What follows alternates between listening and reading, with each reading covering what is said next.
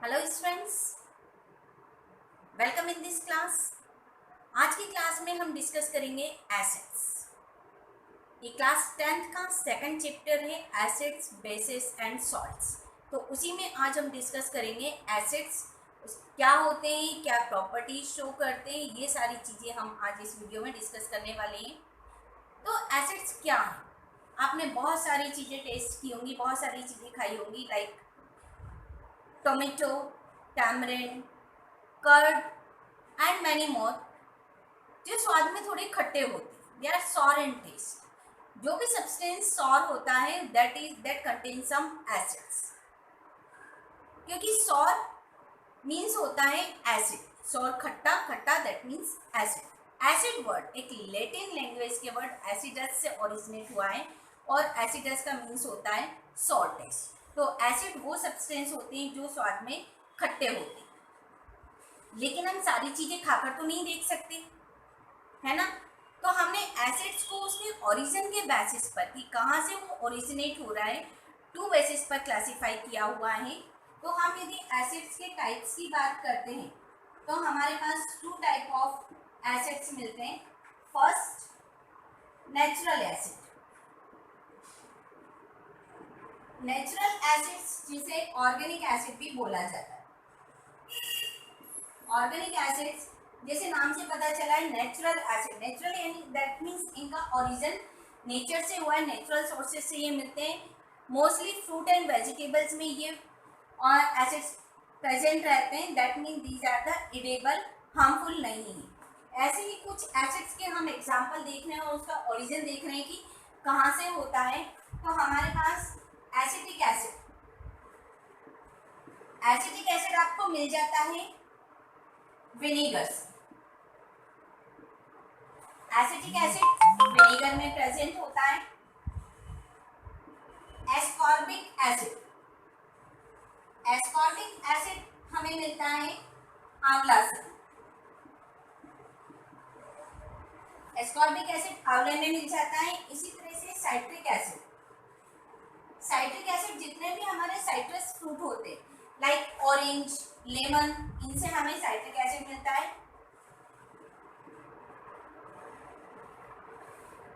फिर आपको मिलता है लैक्टिक एसिड। लैक्टिक एसिड आपको मिल्क में मिलता है। लैक्टिक एसिड हमें मिल जाता है सॉर मिल्क या कर्ड में। इसके बाद आपको मिलता है oxalic acid. Oxalic acid present in the tomato. And एक और एसिड है that is the tartaric acid. Tartaric acid ये आपको मिल जाता है टैमरिंड से। टैमरिंड यानी इमली। टैमरिंड से आपको टार्टरिक एसिड मिल जाता है। ये सारे आपके नेचुरल या ऑर्गेनिक एसिड्स हैं, किसी न किसी फ्रूट वेजिटेबल में पाए जाते हैं और हार्मफुल नहीं है, नेचर से अवेलेबल है, इसलिए इनको ऑर्गेनिक या नेचुरल एसिड्स कहा जाता है। सेकंड टाइप का एसिड होता है आपका मिनरल एसिड। मिनरल एसिड को आप मैनमेड एसिड या सिंथेटिक एसिड भी बोलते हैं। दूसरा कौन सा है आपका मिनरल एसिड और सिंथेटिक एसिड और इनऑर्गेनिक एसिड और मैनमेड एसिड, ये सारा आपका मिनरल एसिड है। Mineral acid that mean they comes from the mineral. Mineral से प्रिपेयर किए जाते हैं, इसलिए उनको मिनरल एसिड्स बोला जाता है। जैसे example HCl, hydrochloric acid, H2SO4, sulphuric acid, HNO3, nitric acid, ये हमारे मिनरल एसिड कहे जाते हैं। All these are the very harmful, very corrosive in nature. तो इनको हम केमिकली टेस्ट करके पता कर सकते हैं, लेकिन आप खाकर या चेक कर इनको पता नहीं कर सकते कि क्या है। These are the harmful inorganic acids. आइए अब हम एसिड की कुछ केमिकल रिएक्शंस देखते हैं। एसिड किससे रिएक्ट कर किस टाइप की रिएक्शंस फॉर्म करता है। तो एसिड में हम रिएक्शन सबसे पहले देखेंगे acid with metal. Chemical reactions की बात कर रहे हैं हम, chemical reactions of acid. chemical reactions of acid. Firstly, reaction with metals. Acid react with metal, then form corresponding salt and liberate hydrogen gas. आपने रिएक्टिविटी सीरीज पढ़ी है. जो भी मेटल रिएक्टिविटी सीरीज में हाइड्रोजन से ऊपर है वो एसिड में से हाइड्रोजन को रिप्लेस करने की टेंडेंसी रखती है, क्योंकि वो मेटल हाइड्रोजन से हाईली रिएक्टिव.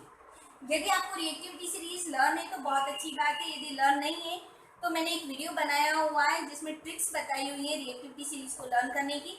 आप वो वीडियो जरूर देखें तो आपको रिएक्टिविटी सीरीज लर्न हो जाएगी. तो यहाँ जो हाईली रिएक्टिव मेटल्स होंगी यानी जो हाइड्रोजन से ऊपर है वो एसिड में से हाइड्रोजन को लिबरेट करेगी. जैसे HCl प्लस Zn, तो ये क्या बना देगा ZnCl2 plus hydrogen gas liberate हो जाएगी. इसे आप बैलेंस कर लें. इसी तरह से H2SO4 प्लस Mg, तो आपके पास बन जाएगा MgSO4 plus hydrogen gas liberate हो जाएगी.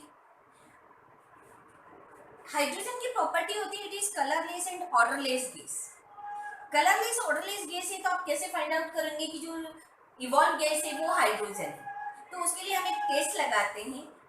यदि जहां पर आपके हाइड्रोजन फॉर्म हो रही है वहां पर यदि आप एक बर्निंग स्प्लिटर या कैंडल लेकर आएंगे तो हाइड्रोजन गैस पॉप साउंड के साथ बर्न होने लगती है. ये पॉप साउंड वाली जो प्रॉपर्टी है वो कैरेक्टरिस्टिक हाइड्रोजन की है. इस तरह से हम फाइंड आउट कर सकते हैं कि जो इवॉल्व गैस है वो हाइड्रोजन. ठीक है, that means acid react with metal then evolve the hydrogen gas along with the salt. और हाइड्रोजन गैस को आप पता करने के लिए क्या करेंगे, बर्निंग स्प्लिटर लेकर आएंगे. हाइड्रोजन गैस पॉप साउंड के साथ बर्न होने लगेगी. ये शो करेगी कि evolve gas hydrogen. Second property करते हैं हम reaction with metal carbonate. Metal carbonate and bicarbonate. Bicarbonate को हाइड्रोजन कार्बोनेट भी बोला जाता है. जब हमारा मेटल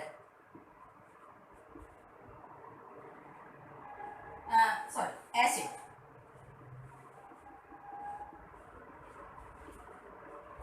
मेटल कार्बोनेट या मेटल बाइकार्बोनेट से रिएक्ट करता है तब हमारे पास बनता है करस्पॉन्डिंग सॉल्ट, वाटर, और यहाँ पर आपके पास इवॉल्व होती है गैस कार्बन डाइऑक्साइड. रिएक्शन कैसे करें, कोई भी एसिड ले लीजिए, सपोज HCl, कार्बोनेट ले लें, सपोज सोडियम कार्बोनेट Na2CO3. क्या फॉर्म हो रहा है, सॉल्ट. तो Na और Cl से रिलेटेड सॉल्ट मिल जाएगा आपको NaCl. Water and carbon dioxide gas form में इवॉल्व होगी. रिएक्शन को आप बैलेंस कर लें. इसी तरह से यदि आप मेटल बाइकार्बोनेट से करते हैं, यदि इसी रिएक्शन को मैं मेटल बाइकार्बोनेट से करूं, सोडियम हाइड्रोजन कार्बोनेट जिसे आप बेकिंग सोडा भी बोलते हैं, तो यहाँ पर भी आपके पास सेम प्रोडक्ट मिलेंगे, salt, water and carbon dioxide. यहाँ पर जो कार्बन डाइऑक्साइड फॉर्म हो रही है, कार्बन डाइऑक्साइड भी कलरलेस ऑर्डरलेस गैस होती है. तो आप कार्बन डाइऑक्साइड को कैसे पहचाना जाए, हर गैस की अपनी एक अदर कैरेक्टरिस्टिक प्रॉपर्टी होती है. कार्बन डाइऑक्साइड को आइडेंटिफाई करने के लिए हम क्या करते हैं, जो गैस इवॉल्व हो रही है उस इवॉल्व गैस को लाइम वाटर में फ्लो करते हैं. लाइम वाटर होता है कैल्शियम हाइड्रोक्साइड जो कलरलेस लिक्विड. जब हम उसे लाइम वाटर में फ्लो करते हैं तो lime water turns to milky. Lime water milky हो जाता है. मिल्की होने का रीजन ये है कि ये वहाँ पर कैल्शियम कार्बोनेट फॉर्म करता है. ये आपके पास लाइम वाटर है. लाइम वाटर में आपने कार्बन डाइऑक्साइड फ्लो. जब ये लाइम वाटर कार्बन डाइऑक्साइड से रिएक्ट होगा it gives CaCO3 and water. ये जो CaCO3 मिल रहा है ये आपके पास मिल्की कलर का है, ठीक है ना। कैल्शियम कार्बोनेट बनने के कारण आपका कार्बन लाइम वाटर जो है वो मिल्की होगा।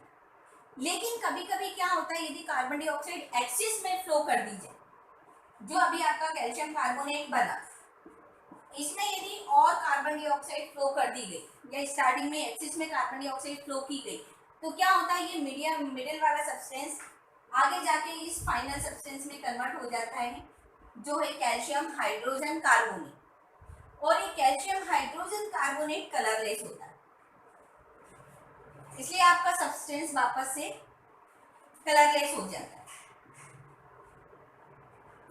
इसलिए यदि थोड़ी सी कार्बन डाइऑक्साइड फ्लो की जाती है तो आप आइडेंटिफाई कर सकते हो कि मिल्की कलर हुआ तो कार्बन डाइऑक्साइड प्रेजेंट। तो इस तरह से लाइम वाटर का मिल्की टर्न होना कार्बन डाइऑक्साइड की प्रेजेंसी को शो करता है। बर्निंग स्प्लिंटर का पॉप साउंड या हाइड्रोजन का पॉप साउंड के साथ जलना हाइड्रोजन की प्रॉपर्टी बताता है। लाइम वाटर का मिल्की होना कार्बन डाइऑक्साइड की प्रॉपर्टी बताता है, ठीक है ना। नेक्स्ट प्रॉपर्टी की तरफ चलते हैं हम। Reaction with metal oxide. यदि हम एसिड को मेटल ऑक्साइड से रिएक्ट करवाएंगे, ठीक है ना। मेटल ऑक्साइड क्या होता है, मेटल ऑक्साइड बेसिक नेचर के होते हैं। तो जब एक एसिड बेसिक सब्सटेंस से रिएक्ट करता है तो यहाँ पर दोनों एक दूसरे को न्यूट्रलाइज कर देते हैं और हमारे पास बनता है सॉल्ट एंड वाटर। कैसे, जैसे सपोज एक एसिड लिया आपने HCl, मेटल ऑक्साइड ले लिया मैग्नीशियम ऑक्साइड, क्या बनेगा सॉल्ट। मैग्नीशियम और Cl का बन जाएगा MgCl2 और ये बनेगा वाटर। रिएक्शन आपकी बैलेंस हो जाएगी। इसी तरह से आप कुछ और भी ले सकते हो, सपोज H2SO4 आपने ले लिया calcium oxide, it gives the calcium sulphate with water. तो इस तरह से आपके पास मेटल ऑक्साइड एसिड के साथ सॉल्ट एंड वाटर फॉर्म करते हैं। तो ये कुछ हमने केमिकल रिएक्शन स्टडी की जो एसिड डिफरेंट सब्सटेंस के साथ शो करते हैं। अब क्या आप बता सकते हैं कि सारे एसिड्स में क्या कुछ कॉमन होता है, कुछ ऐसा है जो सारे एसिड्स शो करते हैं, तो वो हम देखते हैं।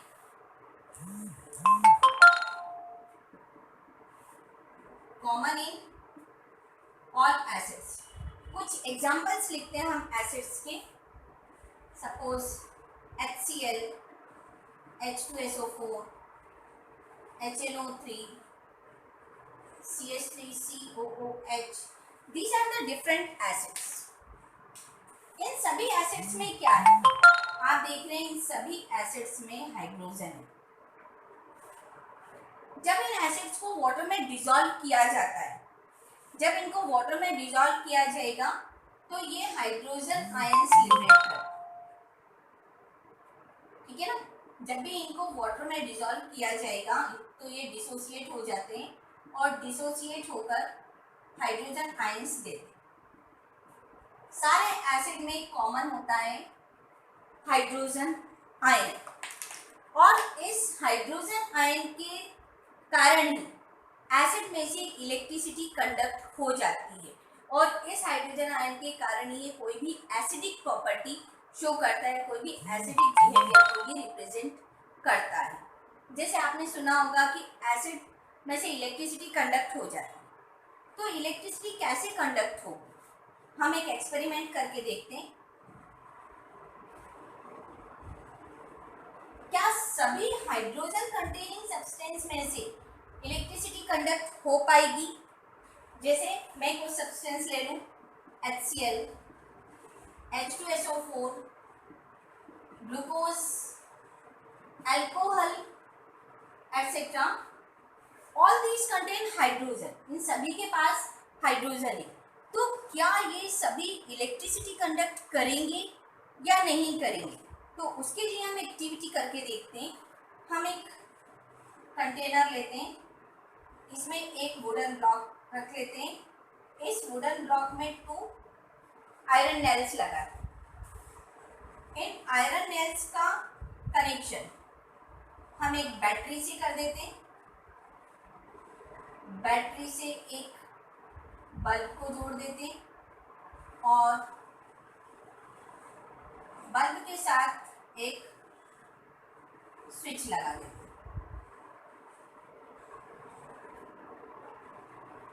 ठीक है, और इसके अंदर हम कुछ सॉल्यूशन फिल कर देते हैं। ये सॉल्यूशन होगा जो हमारे पास गिवन सब्सटेंसेस हैं इनका। अब यदि ये सॉल्यूशन मैं ले लेती हूँ डाइल्यूट HCl या dilute H2SO4, dilute that means मैंने इनमें वाटर मिक्स किया हुआ है। तो जब मैंने ये डाइल्यूट सॉल्यूशन लिया और ये सारा कनेक्शन रेडी किया, तो इसके कुछ देर बाद मैंने क्या देखा कि ये बल्ब ग्लो होने लगता है। बल्ब ग्लो हुआ दैट मीन्स आपका सर्किट कंप्लीट हो गया और इलेक्ट्रिसिटी कंडक्ट हो रही है। इलेक्ट्रिसिटी कंडक्ट होने के कारण आपका बल्ब ग्लो कर रहा है। ठीक है, यदि HCl लिया तो भी ग्लो कर रहा है, H2SO4 लिया तब भी ग्लो कर रहा है। बट यदि ये सॉल्यूशन में चेंज करके ग्लूकोज या अल्कोहल का ले लेती हूँ, ठीक है ना, ये सॉल्यूशन यदि मैंने ग्लूकोज या अल्कोहल का लिया तो काफी देर रखने के बाद भी बल्ब ग्लो नहीं करता। बल्ब ग्लो नहीं कर रहा, इसका मतलब क्या है कि इलेक्ट्रिसिटी कंडक्ट नहीं हो रही। इनके पास भी हाइड्रोजन है लेकिन उसके बाद भी इलेक्ट्रिसिटी कंडक्ट नहीं हो रही है। उसका रीजन क्या है कि HCl या H2SO4 जो एसिड्स है, ये इनका जब वाटर सॉल्यूशन प्रिपेयर किया गया तो उसमें से हाइड्रोजन आयन लिबरेट हुआ और उस हाइड्रोजन आयन के कारण सॉल्यूशन में वो हाइड्रोजन आयंस प्रेजेंट थे। उन हाइड्रोजन आयंस के कारण इलेक्ट्रिसिटी कंडक्ट हुई। जबकि हम इनकी बात करें, फॉर्मूले में इनके पास भी हाइड्रोजन है बट ये हाइड्रोजन आयन डिसोसिएट नहीं करते, सॉल्यूशन में हाइड्रोजन आयंस नहीं देते, और जब तक सॉल्यूशन में आयंस नहीं होंगे तो इलेक्ट्रिसिटी कंडक्ट नहीं होगी। इसीलिए ग्लूकोज या अल्कोहल इस तरह की जो भी ऑर्गेनिक सब्सटेंस है, वो ऑर्गेनिक सब्सटेंस या जो इन्हें हम बोलते हैं कोवेलेंट मॉलिक्यूल्स जो हैं, जो हाइड्रोजन आयंस को सॉल्यूशन में डिसोसिएट नहीं कर सकते, हाइड्रोजन आयंस नहीं दे सकते, वो इलेक्ट्रिसिटी को कंडक्ट नहीं कर पाएंगे। तो ये जरूरी नहीं है कि हाइड्रोजन है तो इलेक्ट्रिसिटी कंडक्ट होगी। यदि वो सॉल्यूशन में हाइड्रोजन आयन देता है तो इलेक्ट्रिसिटी कंडक्ट होगी, अदरवाइज नहीं होगी। अब एक बहुत ही इंपॉर्टेंट बात आती है एसिड्स के लिए। जब हम एसिड्स का कॉन्सेंट्रेट को डाइल्यूट करते, यदि हम एसिड्स को डाइल्यूट करते हैं जिसको हम बोला जाता है dilution of acid. Dilution of acid का मतलब है कि एसिड और वाटर को मिक्स किया जा रहा है और एसिड की स्ट्रेंथ को कम किया जा रहा है, उसे हम डाइल्यूशन बोलते हैं। अब डाइल्यूशन के लिए क्या है, या तो एसिड में वाटर डालो या वाटर में एसिड डालो, आप कहोगे सेम बात है, दोनों को एक दूसरे को मिक्स करना है, पर नहीं, यहीं पर आपको प्रिकॉशंस रखना है। कभी भी एसिड में वाटर को नहीं डाला जाता, वाटर में एसिड को डाला जाता है। ये आपके पास कंटेनर है, इसमें ये वाटर है और यहाँ से आप बिल्कुल ड्रॉप बाय ड्रॉप एसिड इसके अंदर डालेंगे। यहाँ से एसिड जाएगा और ड्रॉप बाय ड्रॉप एसिड आप इसके अंदर डालेंगे और इसको कंटिन्यूअसली चेक करते जाइए। कभी भी आप एसिड में वाटर नहीं डालें। यदि यहाँ पर आपके पास एसिड है और आप यहाँ से यदि वाटर डाल रहे हैं तो हमेशा आप कभी नहीं करेंगे, ये हमेशा हार्मफुल है। आपको हमेशा ऐसा करना है, यानी एसिड टू वाटर होगा, वाटर टू एसिड कभी नहीं होगा।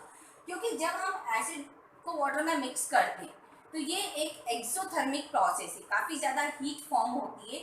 तो यदि आप वाटर को एसिड में डालोगे तो एकदम बहुत सारी हीट फॉर्म होगी, मे बी कि आपका कंटेनर बस्ट हो जाए या लिक्विड एकदम से स्प्लैश हो जाए और कोई एक्सीडेंट हो जाए। तो इस चीज़ को अवॉइड करने के लिए हमेशा वाटर में एसिड डाला जाता है ड्रॉप बाय ड्रॉप। इस तरह से हम एसिड का डाइल्यूशन कर लेते हैं और ये हमारे पास डाइल्यूट एसिड मिल जाता है। कुछ और इंटरेस्टिंग बातें बताती हूँ आपको एसिड से रिलेटेड। आपने एगशेल देखी? एगशेल कैल्शियम कार्बोनेट की बनी होती है। जब एगशेल को एसिड में डाल दिया जाता है तो उसमें से कार्बन डाइऑक्साइड लिबरेट होने लगता है। इसी तरह से मार्बल भी कैल्शियम कार्बोनेट होता है और यदि मार्बल के ऊपर एसिड डाला जाता है तो वहाँ से कार्बन डाइऑक्साइड फ्यूम्स की फॉर्म में बाहर निकलने लगती है। ये सारी प्रॉपर्टीज़ थी एसिड्स की। आई होप आपको समझ में आया होगा। अच्छा लगा तो लाइक करिए। Thank you for watching.